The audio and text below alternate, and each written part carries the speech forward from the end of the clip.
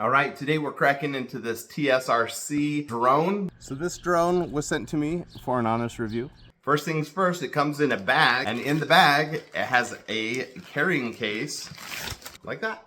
It looks pretty nice. Let's open it up and see what we got here. I think we know what we've got. This is a drone. Oh, cool. It does come with some padding on top, which is nice. And then your sleeve here on top where you can keep your extra parts and your instructions. Let's pull it out and see everything that comes included with this. All right, so here's what we've got. A little box that has 2 batteries in it for the drone. Then we've got the remote control.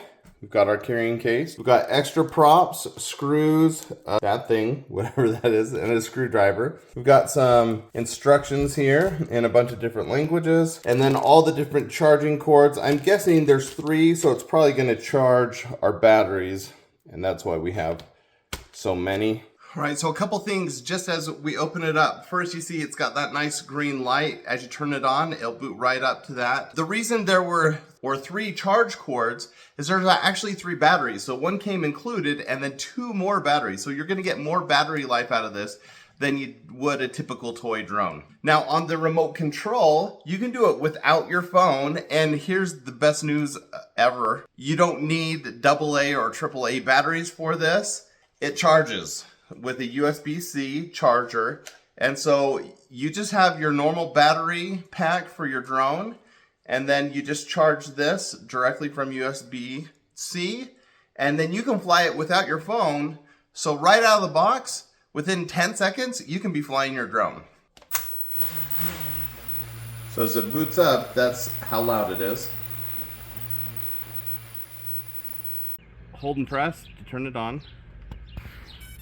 Once it's on, you're gonna set it down in front of you, turn on your remote, or if you have your phone, activate the app. Once you're on, you have to calibrate it, and it's not flashing right now, I don't think, because we just calibrated it. But what you'd normally do is you would take it like that, it would beep. You'd take it like that, it would beep. And then what you can do, and I think even once it's calibrated, just to calibrate the gyroscope, you just go to 5 o'clock on both of those. So to see if it's ready to go, we're just gonna do our normal position. Just turn it on, hit the launch button, and it'll take it up about 1 foot and just hover there till you're ready. So you see how steady it is. We're lucky there's no wind here right now, but it's a super steady drone. Normal controls, you know, you're up, you're down, forward, back, go back up, left and right. So it handles really well. You see how fast that goes from side to side. Want to go straight up, we can go up. It goes pretty fast. Bring it back down.